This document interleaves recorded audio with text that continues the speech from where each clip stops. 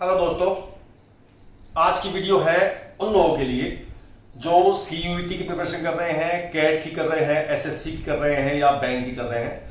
यानी कि किसी भी एग्जाम में अगर क्वांटिटेटिव एप्टीट्यूड का पेपर होता है तो उसके लिए आपको ये वीडियो बहुत यूजफुल होने वाली है। आज हम पढ़ेंगे कंपाउंड इंटरेस्ट। ऑलराइट, इससे पहले वीडियो में हमने पढ़ा था सिंपल इंटरेस्ट। तो what is compound interest?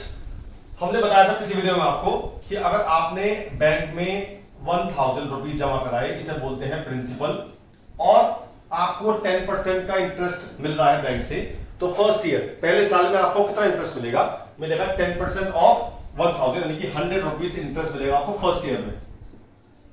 Alright, अब क्या होगा? सिंपल में क्या होता है, आपको हर बार 100 रुपए ही इंटरेस्ट मिलता रहेगा।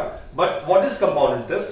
कंपाउंड में क्या होगा, जो आपको फर्स्ट ईयर इंटरेस्ट मिला है, नेक्स्ट ईयर जो प्रिंसिपल होगा, this is first year principal, जब आप सेकेंड ईयर का प्रिंसिपल निकालेंगे तो वो 100 रुपीज इसमें ऐड हो जाएंगे, इट बिकम्स 1100। तो अब जो नेक्स्ट ईयर आपको इंटरेस्ट मिलेगा वो 1100 पे मिलेगा, वो मिलेगा 110 रुपए। ये हो गया सेकेंड ईयर का इंटरेस्ट। अब जब थर्ड ईयर होगा, सेम प्रोसेस, ये इसमें ऐड हो जाएगा, यानी कि थर्ड ईयर का प्रिंसिपल हो जाएगा आपका 1210, और उस पे इंटरेस्ट मिलेगा थर्ड ईयर का, वो मिलेगा 121 रुपीज। इस एप्लीकेशन को बोलते हैं हम कंपाउंड इंटरेस्ट, जिसमें आपको इंटरेस्ट के ऊपर भी इंटरेस्ट मिल रहा है, that is called compound interest. ये उसका फंडामेंटल कंसेप्ट है। और हम निकालते कैसे हैं उसके लिए फॉर्मूला बताता हूं मैं आपको। पहला फॉर्मूला है अमाउंट निकालने का। What is amount? ये जो ऐड हो रहा है, जब मैं इसको ऐड करूंगा, फाइनल मेरे अपने प्रिंसिपल था मेरा 1000 रुपीज, तो जब मैं इसमें ऐड करूंगा 121 रुपीज, या ये ऐड करूंगा, ये ऐड करूंगा, तो सारे जब इंटरेस्ट ऐड कर लूंगा मैं, तो मेरे पास एक फाइनल अमाउंट आएगा। ठीक है, वो आएगा 1331। तो ये जो होगा that will be my final amount. तो इसे बोलते हैं अमाउंट। तो हमारे पास जो पहला फॉर्मूला होता है वो होता है अमाउंट का, और वो होता है क्या? Amount is equal to principal into 1 plus R upon 100 की power n। P is called principal, R is called rate of interest, and N is called number of terms, यानी कि नंबर ऑफ ईयर्स कह सकते हो फिलहाल आप। तो ये होता है हमारा फॉर्मूला अमाउंट का। ठीक है, सेकंड फॉर्मूला है कंपाउंड इंटरेस्ट निकालने का, यानी कंपाउंड इंटरेस्ट का फॉर्मूला होता है अमाउंट माइनस प्रिंसिपल। तो जो हमारा फाइनल अमाउंट आया, उसमें से अगर हम प्रिंसिपल को माइनस कर देंगे, that will be my compound interest. ठीक है, फिलहाल दो फॉर्मूले हैं, तो पहले बेसिक क्वेश्चन कर लेते हैं। पहला क्वेश्चन है कि अगर मैंने 1500 रुपए लेंड किए और at 10% per annum,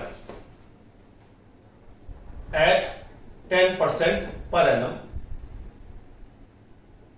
for 3 years, find final amount and interest, find amount and compound interest। Alright, बिल्कुल बेसिक क्वेश्चन है। तो ये फॉर्मूला लगाते हैं हम अमाउंट के लिए। तो अमाउंट हो गया P यानी 1500 रुपए, R हो गया मेरा 10%, और 3 इयर्स है तो मेरा n हो गया 3। ठीक है, अब आप सॉल्व करेंगे इसको, तो ये हो जाएगा 1500, यहां की जगह 3 कर देते हैं, तो 1500 इंटू, इसको हम एलसीएम लेकर सॉल्व कर लेंगे, 0 0 काट देंगे तो ये आ जाएगा 11/10। 3 बार लिखना है, तो 11/10 इंटू 11/10 इंटू 11/10, तो ये आपका आ जाएगा फाइनल अमाउंट। ठीक है, इसको सॉल्व कर लेते हैं। 2 0 गए, अब बचा हमारे पास 15 इंटू, ये 11 इंटू 11 इंटू 11 होते हैं 1331 अपॉन 10। अब हम इसकी मल्टीप्लाई इससे कर लेते हैं, 15 बन जा 15 का 5 बचा 1, 15 से 45 46 बचा 4, 15 से 45 45 एंड 4 49 बचा 4, 15 बन जा 15 एंड 9 419 अपॉन 10।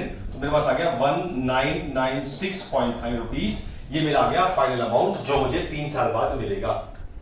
ऑलराइट, अब मुझे सीआई निकालना है, तो सीआई निकालने के लिए मैं क्या करूंगा? अमाउंट में से प्रिंसिपल को माइनस कर दूंगा, यानी कि दिस माइनस 1500, तो ये आ जाएगा मेरा 44496.5। That is my final answer. ये हो गया मेरा सीआई कंपाउंड इंटरेस्ट, और ये हो गया मेरा अमाउंट जो मुझे मिलेगा 3 साल बाद।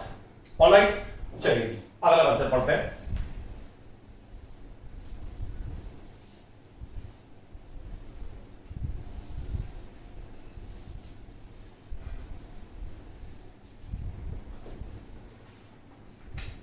अगला कंसेप्ट है कि अगर हमारे पैसे जो है वो कंपाउंडेड हाफ ईयरली है,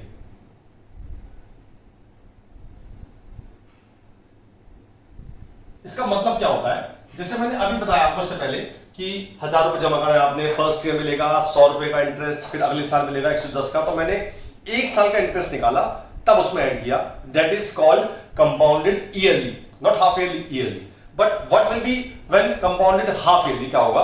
तो हम हर 6 महीने बाद उस इंटरेस्ट को प्रिंसिपल में ऐड करेंगे, उसे बोलते हैं कंपाउंडेड हाफ ईयरली। ऑलराइट, इसमें करना क्या होगा आपको? जो आपका रेट ऑफ इंटरेस्ट है दैट विल बी हाफ, यानी कि आर की जगह आएगा r/2, और जो आपके टर्म्स होंगे यानी कि नंबर ऑफ ईयर्स होंगे, तो अगर मेरे पास 3 ईयर्स हैं तो हम देखेंगे उसमें कितने हाफ ईयर होंगे। ऑब्वियसली बात है, डबल हाफ ईयर होंगे, तो आप टाइम की मल्टीप्लाई इंटू 2 करेंगे, तब लगाएंगे फॉर्मूला, वो बन जाएगा हाफ ईयरली का। ठीक है, ऐसे ही कंसेप्ट होता है क्वार्टरली का। क्वार्टरली में क्या होगा? जब हम हर क्वार्टर बाद आपका इंटरेस्ट ऐड करेंगे, उसे बोलते हैं क्वार्टरली, और आपको करना क्या पड़ेगा? रेट की जगह r/4 करना पड़ेगा और n की जगह n/4 करना पड़ेगा। ठीक है, चलिए इस वजह से क्वेश्चन लेते हैं।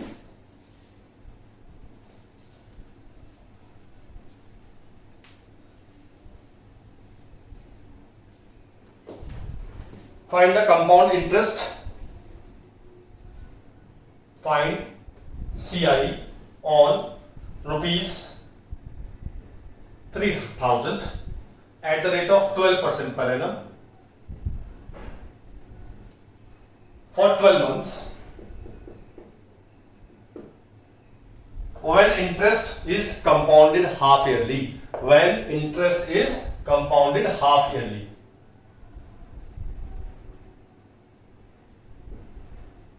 ऑलराइट, चलिए जी, मैंने आपको क्या बताया था? जो हमारा प्रिंसिपल है वो तो सेम रहेगा। अब आर लेते हैं, मेरा आर दिया हुआ है 12% per annum, but we need to find what is rate of interest per half year, तो ये हो जाएगा आधा, यानी कि 6% पर हाफ ईयर। और एन क्या लेंगे? हमारे पास है 12 मंथ्स। 12 मंथ में कितने होते हैं? 1 साल होता है, तो 1 साल में कितने हाफ ईयर होते हैं? ऑब्वियसली बात है 2 हाफ ईयर होते हैं, तो एन हो जाएगा हमारा 2। तो हम लगाएंगे अमाउंट का फॉर्मूला, ये होगा 3000 1 + 6/100 की पावर 2। ठीक है, इसको सॉल्व कर लेंगे तो ये आ जाएगा मेरा अमाउंट। इसका एलसीएम ले लिया, पहले काट लेते हैं, तो ये आ जाएगा 53/50 इंटू 53/50। ऑलराइट, बस इसे सॉल्व करेंगे आप। जब सॉल्व करने के बाद जो आएगा वो हमारा आएगा अमाउंट, तो मेरा अमाउंट आ गया 6 इंटू 53 इंटू 53/5। इसको सॉल्व करके अमाउंट आ जाएगा, और फिर अमाउंट में से हम प्रिंसिपल को माइनस कर देंगे, that will be my compound interest. ठीक है, अगर यही क्वेश्चन होता यहां कंपाउंडेड हाफ ईयर की जगह कंपाउंडेड क्वार्टरली होता, तो क्या चेंज आता? बताइए क्या चेंज आता? यस, ये जो आर होता तब होता 3% और जो एन होता वो होता 4। प्रोसेसिंग बिल्कुल सेम रहेगी, बस हाफ ईयर में हाफ होता है रेट और टाइम डबल होता है।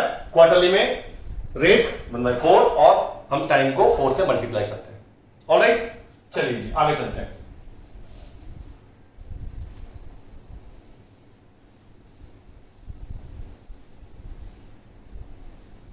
नाउ जी अगला कंसेप्ट पढ़ते हैं एक बार। अगला कंसेप्ट है, या पहले एक क्वेश्चन कर लेते हैं। लिखा है find the principal if the interest compounded at the rate 10% per annum for 2 years is 630। लिखा है find the principal if interest compounded eight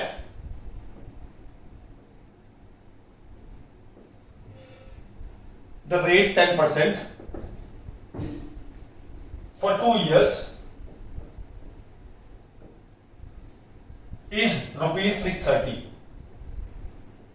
मतलब क्वेश्चन में वो कह रहा है कि हमें बताइए प्रिंसिपल हमारा अमाउंट क्या होगा अगर हमने 2 साल के लिए हमारा पैसा इन्वेस्ट किया eight 10% per annum, compounded yearly है, और उसका इंटरेस्ट जो है वो ये है, यानी कि सीआई हमारा दे रखा है 630। तो मैंने प्रिंसिपल को माना x, तो मेरा अमाउंट हो गया प्रिंसिपल प्लस सीआई यानी कि x प्लस 630।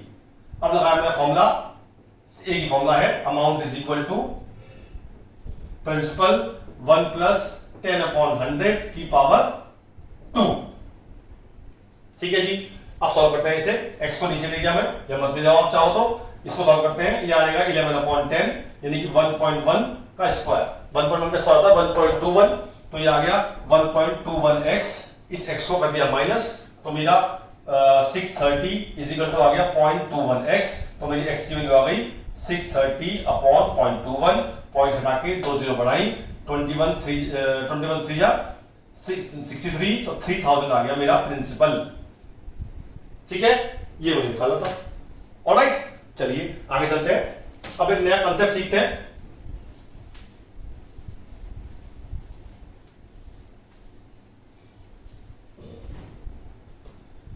ये कंसेप्ट है difference between CI and SI। ठीक है जी, ये तब लेते हैं जब हमारा रेट ऑफ इंटरेस्ट सेम होगा।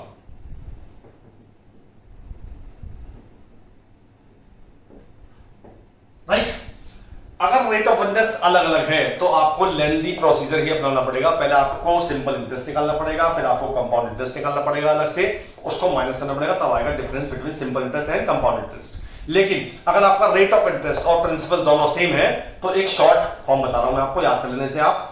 तो this is the difference between the compound interest and simple interest for 2 years. अगर 2 इयर्स का हम डिफरेंस देखें तो हम डायरेक्ट फॉर्मूला याद कर सकते हैं, वो होता है हमारा PR² upon 10,000। This is the difference between simple interest and compound interest for 2 years. Direct formula है, आप डायरेक्ट याद करिए इसे। और अगर यही चीज 3 इयर्स के लिए हो आ जाए तो भी आपको डायरेक्ट फॉर्मूला याद करना है। वो याद करने का तरीका यह है, पहले तो आपको लिखना है ये चीज एज इट इज, ठीक है, और फिर आपने इसमें मल्टीप्लाई करना है R अपॉन 100 प्लस 3। तो this is the difference between simple interest and compound interest for 3 years, and this is the difference between the simple interest and compound interest for 2 years.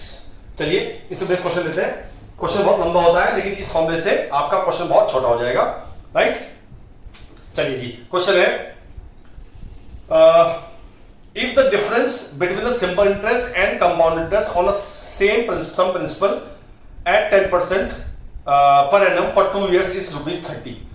Question में कह रहा है वो कि the difference between CI and SI at 10% per annum is ₹30 for 2 years, और पूछा है find the principal amount. अब देखो ये क्वेश्चन बहुत लेंथी होता अगर आपको ये फॉर्मूला पता ना होता, पर मुझे पता है कि difference between CI and SI for 2 years is this, तो मुझे इसको रखना है ₹30, क्योंकि मुझे डिफरेंस दिया हुआ है 30 टाइम 2 है, मुझे मतलब वो कर चुका। Now rate of interest is 10%, तो आपको R की जगह रखना है 10 और आपको P निकालना है। तो मैंने R की जगह जब 10 रखा तो P into 100 upon 10,000 is equal to 30। ये मेरा P डायरेक्टली आ गया 3000। तो मेरा इस फॉर्मूले से डायरेक्ट क्वेश्चन सॉल्व हो जाते हैं। ठीक है, ऑलराइट, चलिए अगला कंसेप्ट है इफेक्टिव रेट ऑफ इंटरेस्ट। अब इफेक्टिव रेट ऑफ इंटरेस्ट क्या होता है? मान लीजिए मेरे पास, मैं 2 एग्जांपल दूंगा आपको। मैंने रेट ऑफ इंटरेस्ट है मेरे पास 12% पर एनम, ठीक है, लेकिन मैंने किया कंपाउंडेड हाफ ईयरली। मतलब मैंने 6 महीने का इंटरेस्ट निकाला, वो प्रिंसिपल में ऐड किया, ऐसे हर बार किया मैंने, तो that is called compounded half yearly. तो अगर मैं ऐसा करता हूं तो 1 साल का जो इफेक्टिव रेट ऑफ इंटरेस्ट आएगा वो 10% मतलब 12% से ज्यादा हो जाएगा, क्योंकि मैंने 6 महीने का ऐड किया है। तो what will be the effective rate of interest, उसका फॉर्मूला क्या करना है? फॉर्मूला याद नहीं करना है आपने क्या करना है, आपने प्रिंसिपल को मानना है ₹100 और टाइम लेना है 12 महीने, यानी कि 1 साल। ठीक है जी, और आपको निकालना है अमाउंट। ठीक, निकाल लेते हैं। अमाउंट होगा मेरा 100 प्रिंसिपल 1 प्लस, अब R 12% है, मैं लेना हाफ ईयरली, तो लेंगे 6 और 1 साल में कितने हाफ ईयर हो जाएंगे? 2 से मल्टीप्लाई करते 2 हो जाएंगे। ठीक है, इससे निकालेंगे हम इसकी वैल्यू, काट लेंगे इसे, तो यह आ जाएगा 53/50 इंटू 53/50। ठीक है जी, चलिए ये सॉल्व कर लेते हैं। 52 जा, ये आ गया 25, तो मेरा आ गया 53 इंटू 53/25 और इसको मैं सॉल्व कर लेता हूं। ये मेरा आ रहा है 53 इंटू 53 डिवाइड बाई 25, ये मेरा आ रहा है 112.36। ठीक है, now what will be the effective rate of interest? जो मेरा फाइनल अमाउंट आया है उसमें से मैं प्रिंसिपल माइनस कर दूंगा तो मेरा आ जाएगा 12.36%। That is called effective rate of interest for 12% and compounded half yearly. ठीक है, अच्छा ऐसे ही अगर यहां क्वार्टरली होगा तो बिल्कुल सेम प्रोसीजर होगा, बस फर्क इतना होगा कि हम आगे जगह लेंगे 3 और यहां लेंगे 4, तो हम निकालेंगे फाइनल अमाउंट और उसमें से हम प्रिंसिपल को माइनस कर देंगे, वो हमारा आ जाएगा effective rate of interest when compounded quarterly. ठीक है, ऑलराइट, चलिए आगे चलते हैं। अगला क्वेश्चन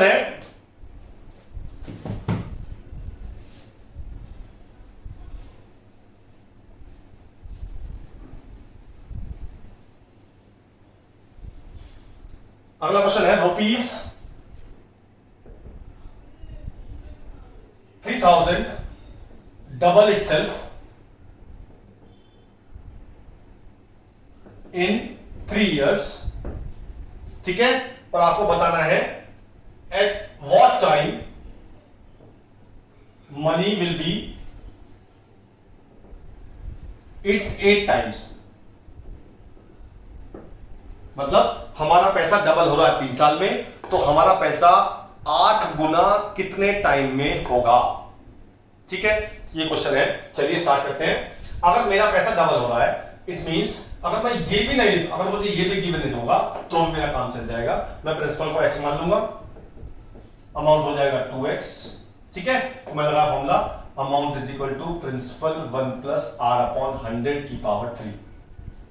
ठीक है, प्रिंसिपल मैंने x माना हुआ है तो ये आ गया 2 = 1 + r/100⁻3। ये मेरा एक इक्वेशन आ गई। नाउ ही इज आस्किंग कि मेरा अमाउंट 8 टाइम्स कब होगा। तो अगर मैं प्रिंसिपल को x ही रखूं तो मेरा अमाउंट हो जाएगा 8x। तो मेरा 8x जो अमाउंट होगा वो होगा x × 1 + r/100 n मुझे निकालना है। ठीक है, चलिए अब देखिए क्या स्मार्ट तरीका होगा इसका। मूव एक्सेस कर दिया। अब मुझे पता है कि 2 = ये है, तो मैंने इस 8 को लिखा 2⁻3 1 + r/100n। अब मैंने इस 2 की जगह लिख दिया दिस होल, तो मेरा आ गया 1 + r/100⁻3 होल पावर 3 = 1 + r/100⁹। ये मल्टीप्लाई हो गया आपस में, ये हो जाएंगे 9, तो मेरा n की वैल्यू आ जाएगी 9। इसका मतलब 9 साल में मेरा पैसा 8 गुना हो जाएगा। ऑलराइट, तो ये थे हमारे कुछ examples on compound interest. Question आप करिए, प्रैक्टिस करिए, जितना प्रैक्टिस करोगे उतना अच्छा आएगा। इस वीडियो को अगर आपको अच्छी लग रही है तो लाइक कर दीजिए और आगे शेयर भी कर दीजिए। जो लोग कैट एसएससी की प्रिपरेशन कर रहे हैं या सीयूईटी की प्रिपरेशन कर रहे हैं तो उनके बहुत काम आएगा ये और उनके मार्क्स बढ़िया आएंगे। ऑलराइट, फिर मिलता हूं किसी और वीडियो के साथ, तब तक के लिए बाय बाय।